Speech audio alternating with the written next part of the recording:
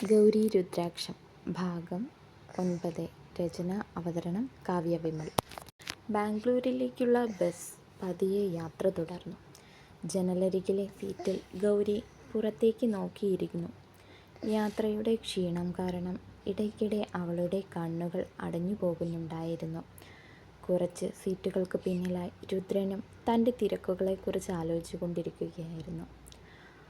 അവർക്കിടയിൽ ഏതാനും സീറ്റുകളുടെ ദൂരം മാത്രം. എന്നിട്ടും തങ്ങൾ ഒരേ ബസ്സിലാണെന്ന കാര്യം ഇരുവർക്കും അറിയില്ലായിരുന്നു. അങ്കത്തട്ടിൽ നേർക്കുനേർ നിന്ന ആ രണ്ടുപേർ ഇപ്പോൾ ഒരേ യാത്രയിൽ അറിയാതെ കടന്നുപോകുകയായിരുന്നു.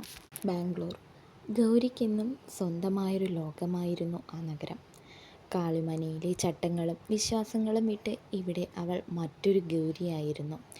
കോളേജ്, ഹോസ്റ്റൽ, കൂട്ടുകാരുടെ ബഹളം, അസൈൻമെൻറ്റുകളും ഡിസൈൻ വർക്കുകളും ഇതൊക്കെയായിരുന്നു അവളുടെ ദിവസങ്ങൾ.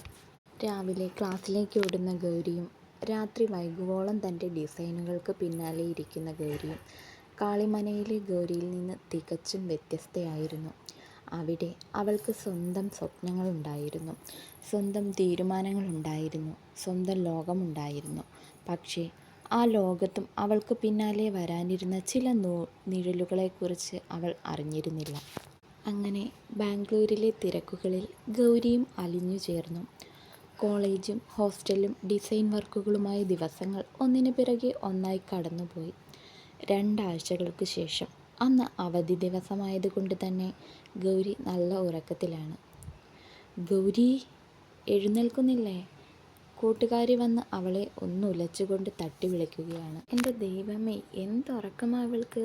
ഇവളത് ഞങ്ങളെ പിരികേറ്റിയിട്ട് വരുന്നില്ലേ? ആമി എന്ന അഭിരാമി അവളെ ഉണർത്താൻ ശ്രമിച്ചിട്ടും നടക്കാതെ വന്നതും സ്വയം പറഞ്ഞുപോയി. പിന്നെയും 1-2 പ്രാവശ്യം വിളിച്ചിട്ടാണ് ഗൗരി ഉണർന്നത്. എടി, നീയല്ലേ ഞങ്ങളോടിന്ന് പുറത്തൊക്കെ പോകാമെന്നും പറഞ്ഞ് പിരികേറ്റിയത്? എന്നിട്ട് നീ തന്നെ ഇങ്ങനെ കിടന്നുറങ്ങുക? മറ്റൊരു കൂട്ടുകാരി മേക്കപ്പ് ഇടുന്നതിനിടയിൽ ബെഡിൽ എഴുന്നേറ്റിരുന്ന് കോട്ടുവായ ഇടുന്നവളോട് പറഞ്ഞതും, സോറി ഡി, ഉറങ്ങിപ്പോയി, ഞാനിപ്പോൾ വരാമേ, ഒരു 5 മിനിറ്റ്. അവർക്ക് നേരെ ഒരു ചിരിയും കൊടുത്ത് ബാത്റൂമിലേക്ക് പോയവൾ കൃത്യം 5 മിനിറ്റ് കഴിഞ്ഞതും ഗൗരി റെഡിയായി വന്നു.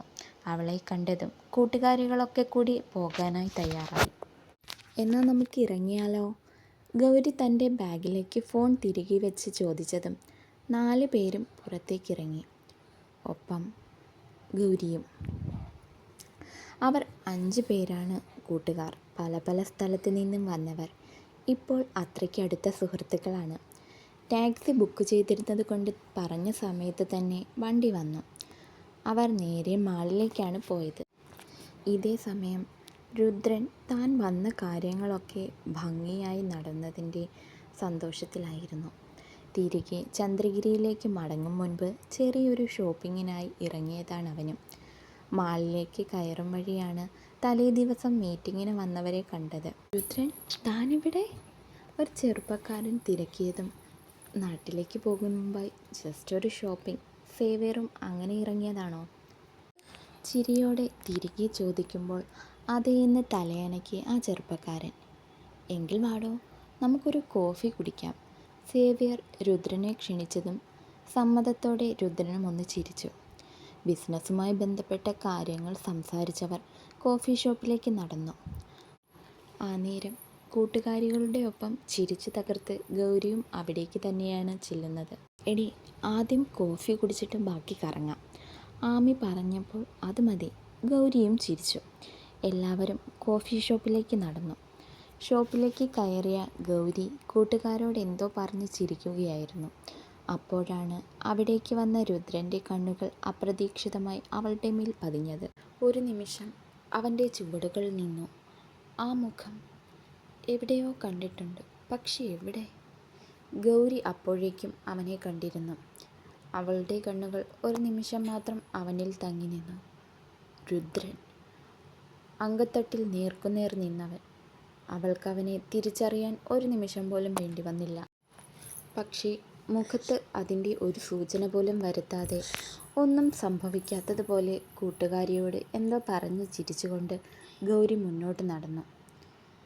എന്നെ ആരും മനസ്സിലാക്കണ്ട, ഇവിടെയെങ്കിലും ഞാൻ ഇത്തിരി സ്വതന്ത്രമായി കഴിഞ്ഞോട്ടെ. മനസ്സിൽ ഓർക്കുമ്പോൾ തന്നെ അവൾ അവനെ കടന്നുപോയി. രുദ്രൻ്റെ കണ്ണുകൾ അവളെ പിന്തുടർന്നു. ഗൗരിയല്ലേ ഇത്? ഒരു നിമിഷം ഓർത്തതുപോലെ അവൻ വീണ്ടും അവളെ നോക്കി. ഏയ്, കാളിമനയിലെ ഗൗരി ഇങ്ങനെയോ? അവളുടെ വേഷം ശ്രദ്ധിച്ചവൻ വീണ്ടും സംശയത്തിലായി. ഒരു സ്ലീവ്ലെസ് നീ ലെങ്ത് ഫ്ലോറൽ ഫ്രോക്കാണ് വേഷം. മുടി അഴിച്ചിട്ടിരിക്കുന്നു. നിതംബം വരെ മറഞ്ഞു കിടപ്പുണ്ടത്. അവൾക്കിത്ര മുടിയുണ്ടോ? ഏയ്, ഇല്ലെന്ന് തോന്നുന്നു. അത് കെട്ടിവെച്ചതുകൊണ്ടിനി ഞാൻ കാണാത്തതാണോ? സംശയം മനസ്സിൽ പൊന്തി വരുന്നത് കണ്ട് അവന് അത് ഗൗരിയാണെന്ന് ഉറപ്പിക്കാനും കഴിയുന്നില്ല. ആ മുഖം, ആ ചിരി, എല്ലാം അന്നത്തെ അങ്കത്തട്ടിൽ തനിക്ക് നേരെ വാശിയോടെ പോരാടിയവളെപ്പോലെ തന്നെ. അന്നത്തെ ഗൗരിയുടെ രൂപം അവൻ്റെ മനസ്സിലേക്ക് കടന്നു വന്നു. കൂട്ടുകാരെ, സ്റ്റോറി ഇഷ്ടപ്പെട്ടാൽ കമൻറ്റ് ചെയ്യാനും ലൈക്ക് ചെയ്യാനും ഷെയർ ചെയ്യാനും സബ്സ്ക്രൈബ് ചെയ്യാനും മറക്കരുതേ. Thank you.